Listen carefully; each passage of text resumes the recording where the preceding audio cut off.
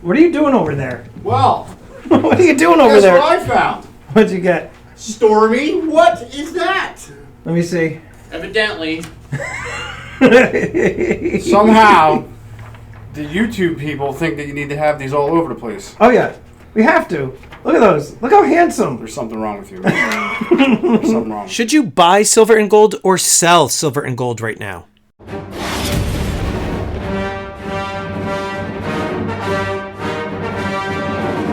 How you doing, everybody? Welcome to Empire Precious Metals. If you're new to the channel, my name is Stormy, and I'm not a financial advisor. I'm a guy in a bucket talking about precious metals, so make sure you blast that subscribe button, get the bell notification clicked. That way you get updated with any new content.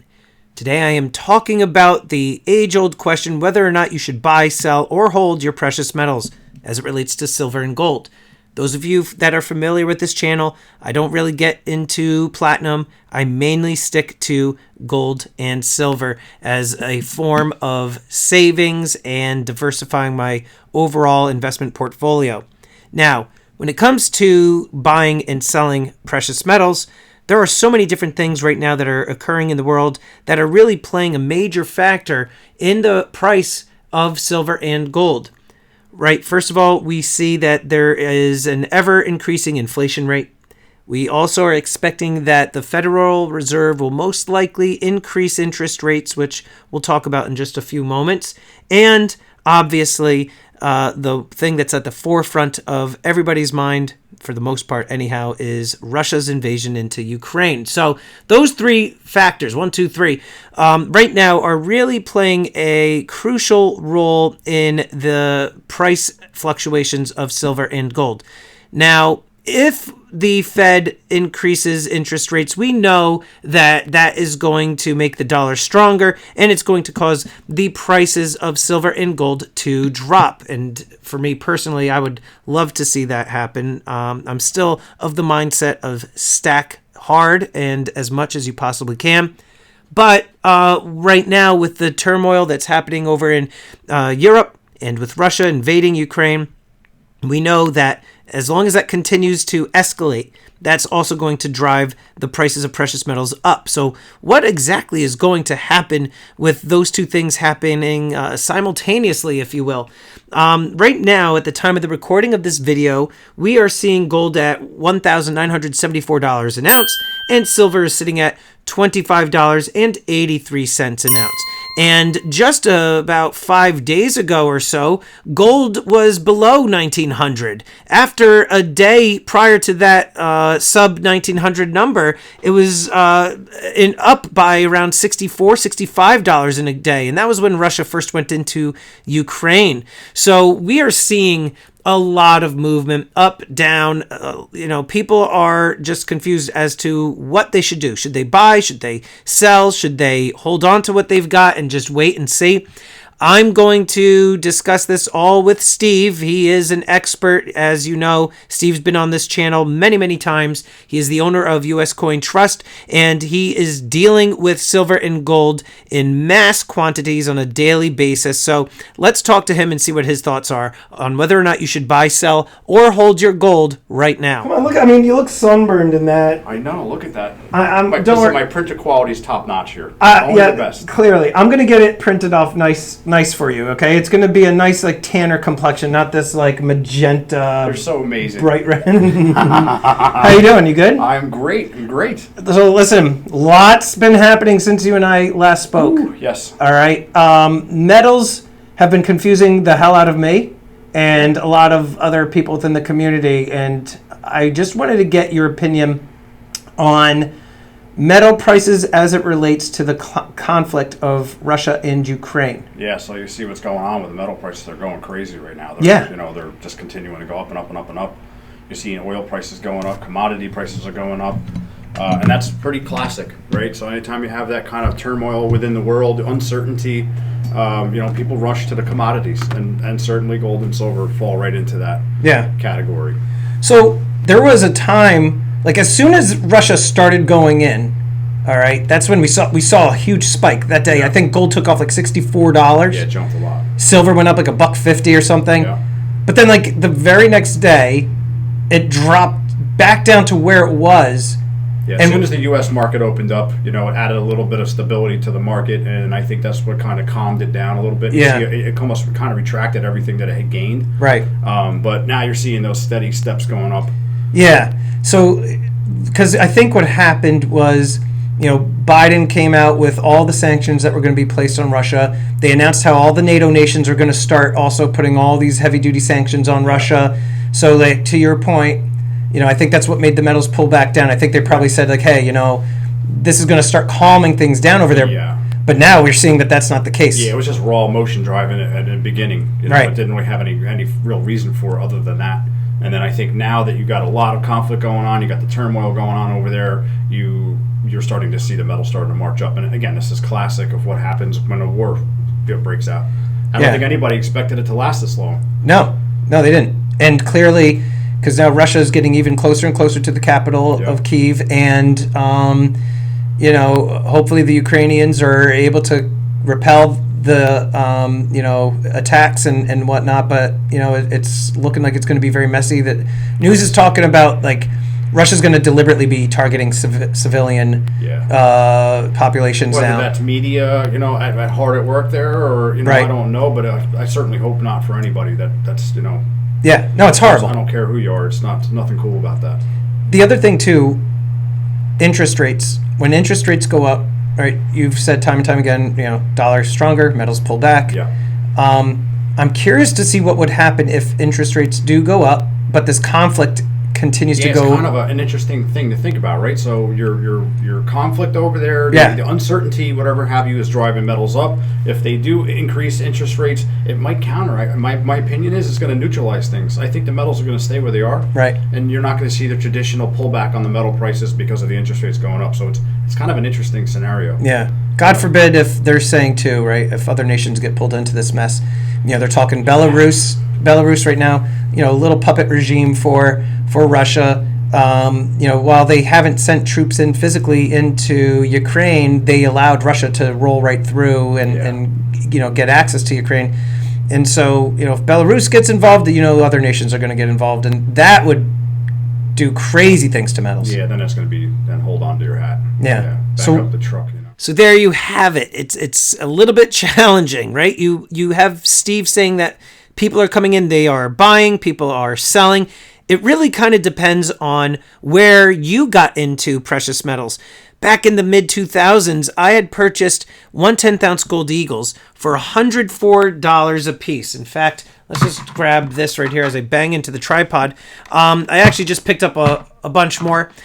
These are First Strike MS70 1/10-ounce gold eagles, and these, like I said, I purchased for $104. Not these in particular, but this particular coin. I purchased these in the mid-2000s for $104 a piece, and that was when gold was sitting at around, I would say, $940, $950 an ounce, give or take. And so I saw that as an opportunity to buy some gold, and so I picked up, like I said, I would say 30 of these 1/10-ounce gold coins that you see here. And then about 2 years ago, I had sold them for $215 a piece. And now these are going for upwards of $300. These 1/10-ounce gold eagles. Look at the color difference there of this 2009 up against this 2011. Look at that. That's big contrast. Anyway, so we are definitely seeing a big push for precious metals. So it's crazy to think that these coins once, cost $104 when I was buying them, and now they're going for so much more. So, should you be buying or selling gold? What's my opinion on the matter? Again, I'm not a financial advisor. I'm just, just like you. I'm just somebody who's into buying silver and gold. I like this stuff. I just happen to make a YouTube channel that kind of revolves around talking about this because I couldn't find anybody else to talk to about it. Should you buy or sell or hold? If you purchased, here's my thoughts. If you purchased silver and gold when it was much lower than what it is today, right? We said again, gold is $1,974. Silver is sitting at $25.83. Should you buy or sell? If you were way below those numbers and you are older in your age and you're looking to kind of cash out, then I would say definitely this is a very good opportunity to sell. You don't want to necessarily try to have everything timed just right, because it's almost impossible. You have to be very lucky for that to happen.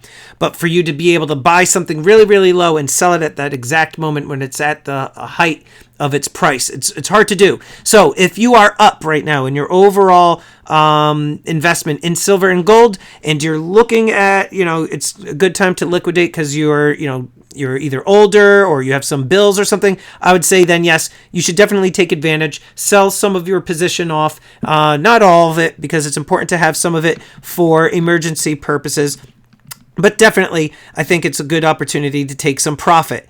If you are like myself, I'm younger, I'm 42 years old, and I still have another 20, 25 years until retirement. So I'm still in the buying mode.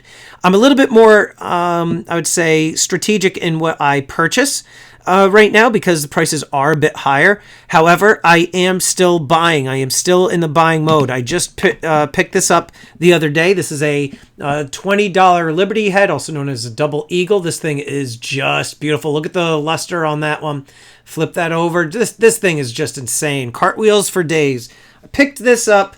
Then I picked up a 20 pesos. This is all this week. 20 pesos.